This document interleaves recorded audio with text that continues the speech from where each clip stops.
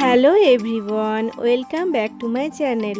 আমি মন্দিরা ফ্রম সিমলা। আমি আবারও নিয়ে চলে এসেছি নতুন একটা ভিডিও আপনাদের সামনে।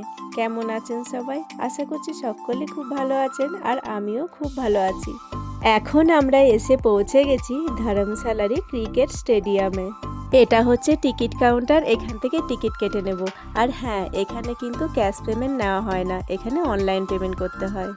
টিকিট কাটা হয়ে গেলে চলুন ভেতরের দিকে যাব। আমিও ভীষণ এক্সাইটেড আছি, কারণ আমার লাইফে ফার্স্ট টাইম আমি ক্রিকেট স্টেডিয়াম দেখব।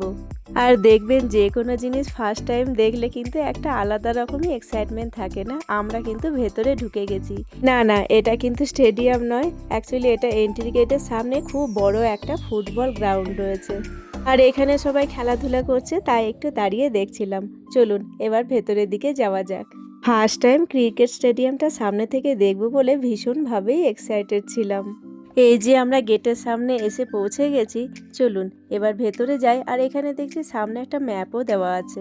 ভেতরে যাওয়ার আগে ভাবলাম একবার ওয়াশরুম থেকে ঘুরে আসি, সেই সকালে বেরিয়েছি হোটেল থেকে। আমরা এখানে ঢুকেও গেছি স্টেডিয়ামের ভেতরে। চারিদিকটা এত সুন্দর লাগছে, এত কালারফুল, ভীষণ সুন্দর লাগছিল। আর এখানে এসে দেখি একটা ক্রিকেট ম্যাচও চলছে। ফার্স্ট টাইম এরকম স্টেডিয়ামে বসে এরকম ম্যাচ দেখবো সত্যিই ভাবিনি। ভীষণ ভালো লাগছিল আমার লাইফে প্রথম এক্সপিরিয়েন্স, দারুণ ছিল। আর এই যে স্টেডিয়ামের চারিদিকটা দেখছেন, সিটগুলো খালি। অ্যাকচুয়ালি ওটা তো যখন ম্যাচ হয় তখনই লোকজন আসে।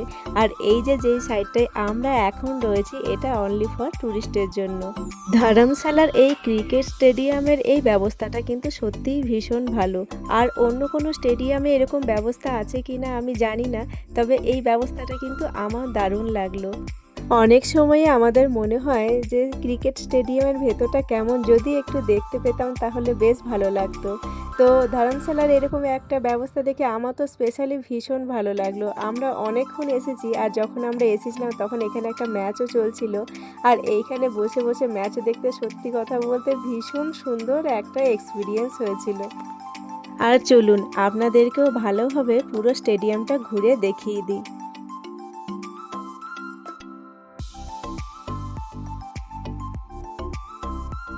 আমরা যখন এসেছিলাম তখন তো এখানে একটা ম্যাচ চলছিল। এখানে ম্যাচ খেলাও শেষ হয়ে গেছে। অনেকক্ষণ এসেছি তো আমরা, আর সত্যি কথা বলতে এখান থেকে যেতে না একদমই ইচ্ছা করছে না। মনে হচ্ছে আরও একটুখানি বসি, কিন্তু আমাদের আর বসলে তো চলবে না, কারণ আমাদেরকে এখন যেতে হবে অনেকটা। মানে আজকে তো আমাদের ডাল হাউসে যাওয়ার কথা, তো আমরা পুরোটা ঘুরে আর কি এবার ডাল হাউসের দিকে যাব। আমরা তো হোটেল থেকে বেরিয়েছি সেই সকালে, আর ধর্মশালাতে যতগুলো ভিউ পয়েন্ট আছে মোটামুটি কভার করার চেষ্টা করেছি, কারণ সবগুলো তো কভার করা সম্ভব না। তো মোটামুটি কভার করার চেষ্টা করে এবার আমরা যাব হচ্ছে ডাল হাউসের দিকে, কারণ ডাল হাউসে যেতে আমাদের অনেকটাই রাত হয়ে যাবে। আর ডাল হাউসেতে আমাদের 2 নাইট স্টে আছে। আর এন্ট্রি করার সময় আপনাদেরকে যে ফুটবল গ্রাউন্ডটা দেখাচ্ছিলাম, এটা হচ্ছে ফুটবল গ্রাউন্ডের চারিদিকটা। স্টেডিয়াম থেকে বেরিয়ে এখন আমরা এসে গেছি একটা গোলার দোকানে, আর এটা হচ্ছে হিমাচলের লোকাল প্রোডাক্ট। তো আমার দেখে বেশ ভালো লাগছিল, কিন্তু আর এদিকে নজর করলে চলবে না। চলুন গোলার দোকানে গিয়ে বরং দাঁড়াই, আর একটু করে গোলা খাওয়া যাক, কারণ এদিকটাতে ভীষণ গরম ছিল। আর আপনাদের কার কার ভালো লাগে গোলা খেতে অবশ্যই কমেন্ট করে জানাবেন। অ্যাকচুয়ালি শুধু গোলা বলে নয়, আমার বিভিন্ন ধরনের আইসক্রিমই খুব ভালো লাগে। আর আমি এইখানে দাঁড়িয়ে দাঁড়িয়ে দেখছিলাম চুস্কি গোলা কিভাবে বানানো হচ্ছে। এখানে দাঁড়িয়ে দাঁড়িয়ে গোলা বানানো দেখতে তো ভীষণ ভালো লাগছিল, আর জিভে জলও আসছিল। মনে হচ্ছিল গোলাটা রেডি হয়ে কখন হাতে পাবো। গোলাটা মোটামুটি রেডি হয়েই এসেছে, আর বেশিক্ষণ লাগবে না হাতে আসতে। আর ফাইনালি আমরা এখানে হাতে গোলাও পেয়ে গেছি। গরমের মধ্যে এরকম টেস্টি টেস্টি ঠান্ডা ঠান্ডা আইস গোলা পুরো জমে গেছিল। এরপরে আমরা এসে পৌঁছে গেছি স্টেট ওয়্যার মেমোরিয়ালে। এখানে আর্মিদের অনেক রকমের জিনিস রয়েছে, আর এর ভেতরে এন্ট্রি করতে গেলে টিকিট কাটতে হবে। ভেতরটা খুব সুন্দরভাবে সাজানো, তবে আমরা আর ভেতরে ঢুকতে পারিনি কারণ সময়ের অভাবে। কারণ আমরা ভেতরে ঢুকলে আরও অনেকটা দেরি হতো, আর আমাদের ডাল হাউসে যেতে আরও অনেকটাই দেরি হয়ে যেত। তবে বাইরে থেকে যেটুকু পারলাম সেটুকু আমি আপনাদের সঙ্গে শেয়ার করলাম। ভেতরটা এত সুন্দরভাবে সাজানো, সত্যি কথা বলতে টাইমের অভাবে অনেকগুলো জায়গায় মিস হয়ে গেল। আমরা তো ১ সপ্তাহ ছুটি নিয়ে এসেছিলাম আর আমরা ট্যুর গাইডের থ্রু দিয়ে এসেছি। তো উনি বলছিলেন আমাদের ট্যুরটা টোটাল ১০ দিনের হওয়া উচিত ছিল। কিন্তু ছেলেমেয়েদের যেহেতু ১ সপ্তাহের ছুটি ছিল, তো সেই হিসেবেই আমরা প্ল্যান করেছিলাম, যার জন্য অনেক জায়গাগুলোই আমাদের মিস হয়ে গেল। আমরা এখন চলে এসেছি একটা রেস্টুরেন্টে, কারণ দুপুর গড়িয়ে এখন বিকেল হতে চললো আর আমাদের পেয়েছিল ভীষণ খিদে। তো চলুন ঝটপট আমরা দুপুরের লাঞ্চটা সেরে নিই। যদিও দুপুর নেই, এখন অনেকটাই বিকেল হয়ে গেছে। আর এই ছিল আমাদের দুপুরের লাঞ্চ।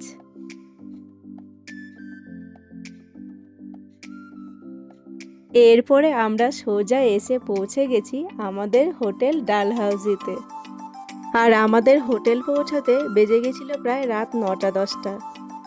তো চলুন এবার ওপরে ওঠা যাক আর আজকের হোটেলটা কেমন সেটা আপনাদের সঙ্গে শেয়ার করি। আর এই হোটেলেই আমাদের 2 নাইট স্টে আছে। এটা হচ্ছে রিসেপশনটা দেখুন কি সুন্দরভাবে সাজানো। আর এখানে দেখছেন খুব সুন্দরভাবে চেয়ার টেবিল পাতা আছে। অ্যাকচুয়ালি এখানে আপনাদের দুপুরের লাঞ্চ বা রাতের ডিনার এইখানে এসে আপনারা করতে পারেন। আপনারা চাইলে রুমেও করতে পারেন বা এখানে এসেও করতে পারেন। আমরা ভীষণ টায়ার্ড ছিলাম, তো আমরা এখানে এসে আর করিনি, আমরা রুমেই অর্ডার করে নিয়েছিলাম।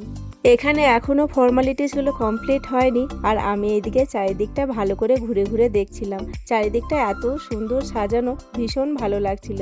আর আমি এখানে ওয়েট করছিলাম আমাদের হোটেলের রুমগুলো কেমন হবে সেটা দেখার জন্য। এইদিকে আমাদের ফর্মালিটিস কমপ্লিট হয়ে গেছে। চলুন এবার রুমের দিকে যাওয়া যাক। সারাদিন ঘুরে ঘুরে ভীষণ টায়ার্ড হয়ে গেছি। এবার একটু রুমে গিয়ে ফ্রেশ হয়ে ভালো করে রেস্ট নিতে হবে, কারণ কাল সকালে আবার আমাদেরকে বেরোতে হবে ডালহাউসি লোকাল সাইট সিনের জন্য। আমরা রুমের মধ্যে এসে পৌঁছে গেছি। এই হচ্ছে আজকে আমাদের হোটেলের রুম। হোটেলের রুমগুলো দেখে তো আমি ভীষণ খুশি হয়ে গেছি। সারাদিনে যত ক্লান্তি টায়ার্ডনেস ছিল সব যেন এক নিমেষেই চলে গেল।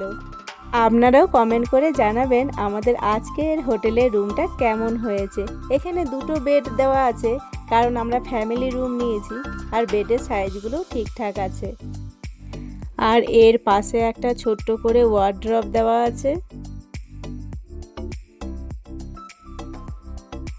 আর এখানে দেখুন পাখাও লাগানো আছে। বলছিলাম না এই সাইডটাতে বেশ ভালো গরম রয়েছে।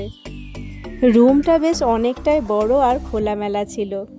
এটা হচ্ছে জানলাটা। যেহেতু অনেকটাই রাত্রি হয়ে গেছিল, সেই জন্য বাইরের দিকের ভিউটা আর আপনাদের সঙ্গে শেয়ার করতে পারলাম না। এই দিকটাতে আছে ওয়াশরুমটাও একবার ভালো করে ঘুরে দেখে নিই।